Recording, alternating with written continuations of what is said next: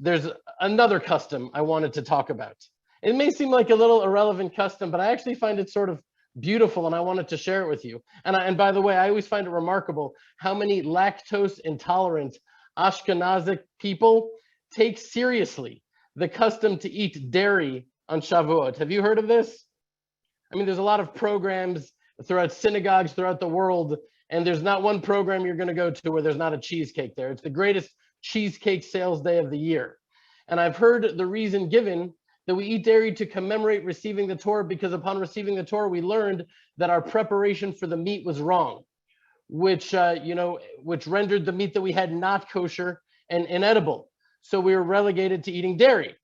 Okay, maybe that's it. But a teaching brought down by Rabbi Moss spoke to me on such a deep level, and I wanted to share it with you. So he points out the scientific fact that in all mammals, right, humans included, the milk that the mother produces is made from her own blood, right? Her mammary glands transform her own blood into pure white mother's milk, which, I mean, he points out is quite an awe-inspiring, miraculous process when you consider how radically different blood and milk actually are.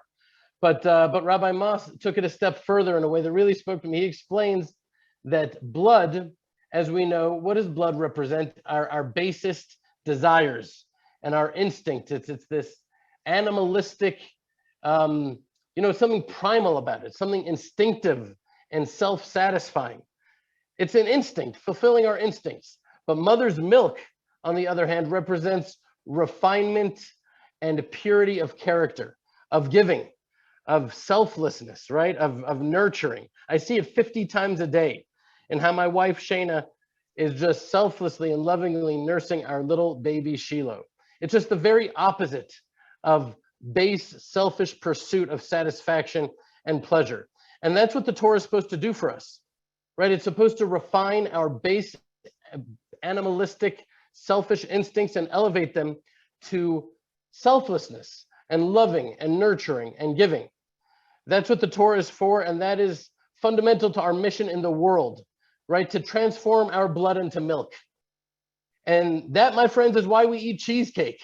It has nothing to do with the fact that cheesecake is just really, really, really good. It's because of all that stuff. Anyways, it's both true. They're both true.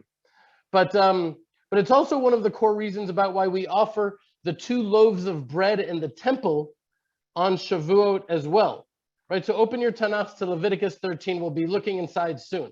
But we discussed this before, right? When we talked about Passover. The Passover is the barley harvest. Barley being the food that is more associated with animal feed than human food, whereas wheat is considered the more refined food for human consumption.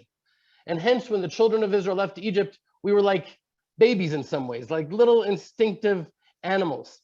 And then we started counting the 50 days, each day rising and raising ourselves further and refining our character further until we arrived at the level just sort of angels at the giving of the Torah, right? So from the blood to the milk, from the barley to the wheat, the 50-day count of the Omer, the whole thing, it's really all about a time of growth and refinement. And this highlight was taken from the Land of Israel Fellowship.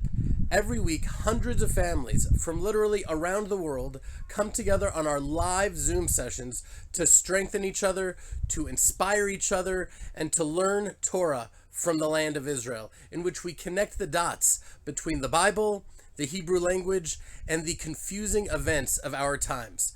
Go to www.thelandofisrael.com/fellowship or click on the link below to join. Thank you.